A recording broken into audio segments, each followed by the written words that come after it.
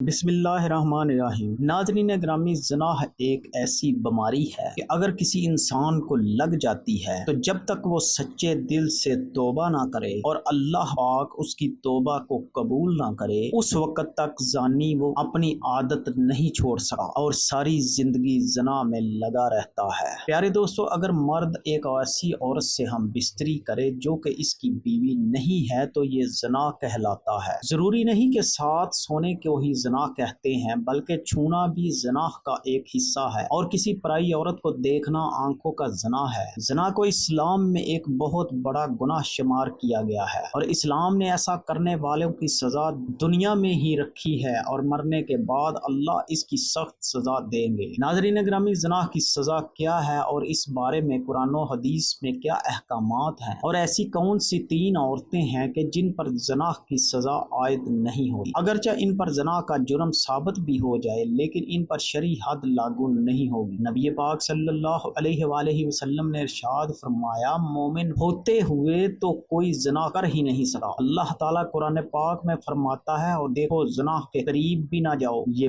بے حیائی اور برا راستہ ہے۔ اگر زنا کرنے والے شادی شدہ ہوں تو کھلے میدان میں پتھر مار مار کر مار ڈالا جائے، اور اگر کنوارے ہوں تو 100 کوڑے مارے جائیں۔ ناظرین گرامی، بحوالہ بخاری شریف آج کل دیکھنے میں آیا ہے کہ اس گناہ میں بہت سے لوگ شامل ہیں، خاص کر کے اس بازار میں جہاں عورتیں اور مرد جاتے ہیں۔ کسی کا ہاتھ کسی کو لگ رہا ہے، کہاں لگتا ہے کچھ معلوم نہیں ہوتا، چاہے لڑکا ہو یا لڑکی، اور پھر اس گناہ کو کرنے کے بعد اپنے دوستوں کو بڑی شان سے سناتے ہیں، بلکہ ان کو بھی ایسا کرنے کی رائے دیتے ہیں۔ اگر کوئی اکیلے لڑکے یا لڑکی کوئی غلط کام کرتا ہے تو اس کا گناہ اس کے ماں باپ کو بھی ملتا ہے، کیونکہ انہوں نے ان کی جلدی شادی نہیں کی جس کی وجہ سے وہ غلط کام کرنے لگے، اور شادی کی عمر ہونے کے بعد بھی ماں باپ ان کی شادی نہ کریں تو اللہ تعالیٰ ناراض ہو جاتا ہے اور ان کے گھر کی برکت ختم ہو جاتی ہے اور ان کے ماں باپ سے قیامت کے دن اللہ حساب مانگے گا۔ ناظرین گرامی، ایک جگہ پر اللہ پاک نے قرآن پاک میں ارشاد فرمایا کہ پاک دامن لڑکیاں پاک دامن لڑکوں کے لیے ہیں۔ اس کا مطلب یہ ہے کہ اگر آپ اچھے ہیں تو اللہ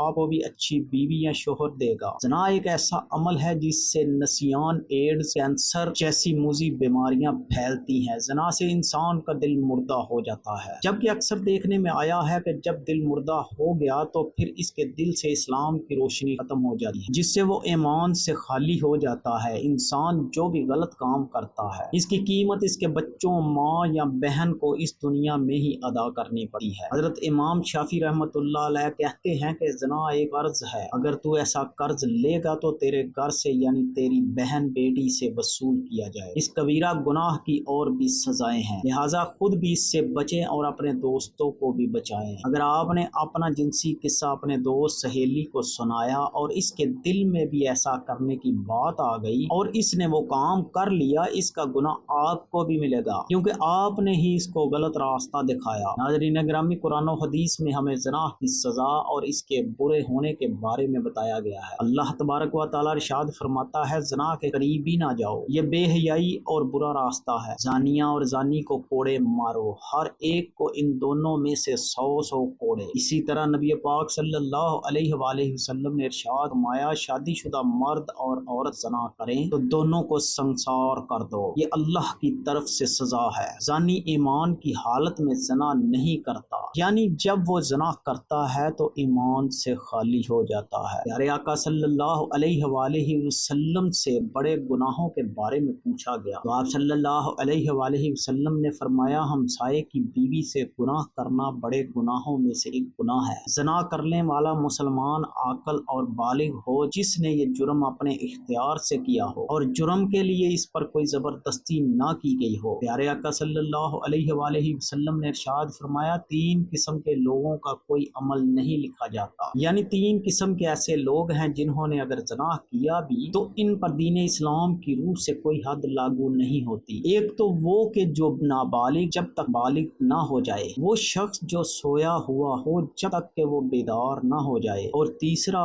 وہ کہ جس کا دماغی توازن ٹھیک نہ ہو، دیوانہ ہو، مجنوں ہو، اس پر بھی اس کی کوئی حد نہیں ہے۔ نبی پاک صلی اللہ علیہ وآلہ وسلم نے ارشاد فرمایا، میری امت کی بول چوک اور جس چیز پر وہ مجبور کیے جائیں معاف کر دیا کیا گیا ہے، یعنی اگر آپ سے کوئی بھول چوک ہو گئی ہے اللہ تعالیٰ آپ کو معاف فرما دیں گے، یا کسی چیز پر اگر آپ کو مجبور کیا گیا ہے تو وہ بھی اللہ تعالیٰ آپ کو معاف فرما دیں گے۔ زنا کرنے والے کے لیے رجم یعنی زناہ کار پر حد قائم کرنے کا ایک طریقہ کار بتایا گیا ہے۔ زمین میں گڑھا کھودا جائے، زانی کو اس میں کھڑا کر کے سینے تک اس کو مٹی میں دبا دیا جائے اور پھر پتھر مارے جائیں یہاں تک کہ وہ مر جائے۔ یہ کاروائی عوام اور مسلمانوں کی ایک جماعت کے سامنے کی جائے۔ اللہ تبارک و تعالیٰ کا فرمان ہے اور ان کی سزا کے وقت ایمان والوں کی ایک جماعت حاضر ہونی چاہیے۔ رجم کے بارے میں عورت اور مرد کا حکم برابر ہے، البتہ عورت کے کپڑے باندھ دیے جائیں تاکہ وہ بے پردہ نہ ہو۔ اسلام عظمت و عفت کو سب سے بڑی قیمت متاع قرار دیتا ہے اور اس کی حفاظت کو ہر شے پر مقدم رکھا ہے، چنانچہ اسلامی معاشرے میں انتہائی گھناؤنا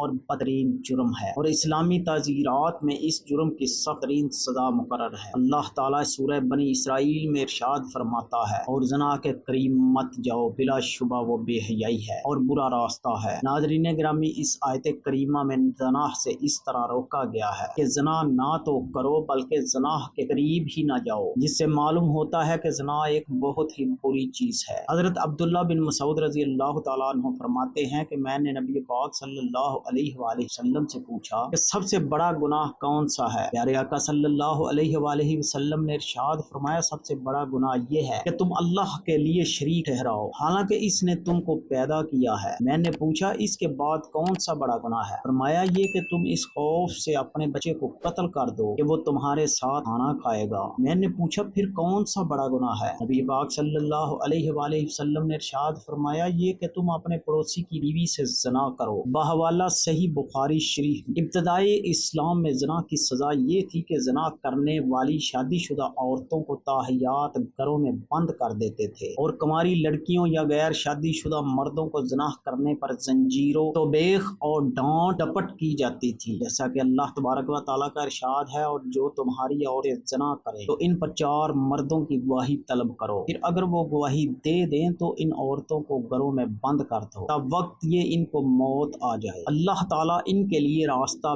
بیان کر دے، اور تم سے جو لوگ زنا کریں تو تم ان کو ڈانٹ ڈپٹ سے اذیت پہنچاؤ، بس اگر وہ توبہ کر لے اور ٹھیک ہو جائیں تو ان کو کچھ نہ کہو، بے شک اللہ تعالیٰ توبہ قبول کرنے والا اور نہایت رحم کرنے والا ہے۔ ناظرین گرامی، اللہ پاک سے دعا ہے کہ اللہ پاک اپنے پیارے حبیب صلی اللہ علیہ وآلہ وسلم کے صدقے ہمیں نیک اعمال کرنے کی توفیق عطا فرمائے اور برائی سے بچنے کی توفیق عطا فرمائے، آمین۔